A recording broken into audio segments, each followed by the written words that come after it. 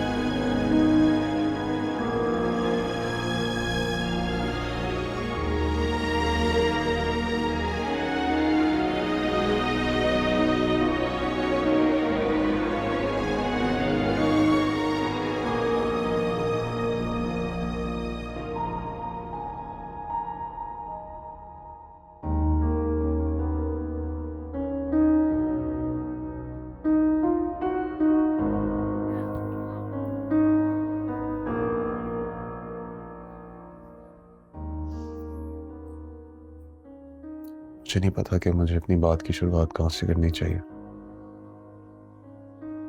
लेकिन मैं इतना कहना चाहता हूँ कि तुम्हें खुद को मेरे लिए बदलने की जरूरत नहीं है। तुम जैसी भी हो परफेक्ट। माना कि हम दोनों एक दूसरे से बहुत इंडिफरेंट, लेकिन हमें एक दूसरे की इस इंडिफरेंस का एहतराम करना चाहिए। क्या ऐसा नहीं हो सकता कि हम फिर से एक नई शुरुआत करें और एक सेक्रीफाइस और कॉम्प्रोमाइज की बुनियाद पर एक अच्छी जिंदगी गुजारें? जैसे कि हम किसी एक वीकेंड पे रोमांटिक फिल्म देख लेंगे और किसी एक वीकेंड पे एक्शन फिल्म। तो बाहर कभी खाना खाने जाएंगे तो कभी चाइनीज ऑर्डर कर लेंगे, कभी देसी। और तुम नाश्ता बना देना और मैं टेबल सेट कर दिया करूँगा।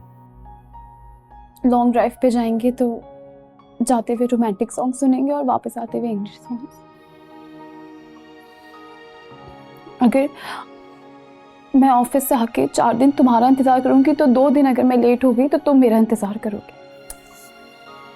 घर का कलर भी 1 साल डार्क थीम में रख लेंगे और 1 साल लाइट थीम। I'm sorry।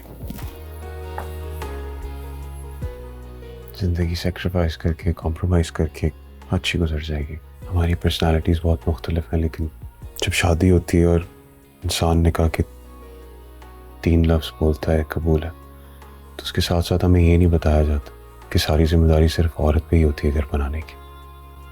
मर्द को भी अपना किरदार अदा करना चाहिए। आई एम रियली सॉरी, मैंने तुम्हें ऐसा महसूस करा है, लेकिन मुझे पूरा यकीन है हम एक अच्छी जिंदगी गुजारें। तो मैं तुमसे फिर से पूछता हूँ, क्या मैं तुम्हें अपनी खामी और खूबियों के साथ कबूल हूँ? कबूल।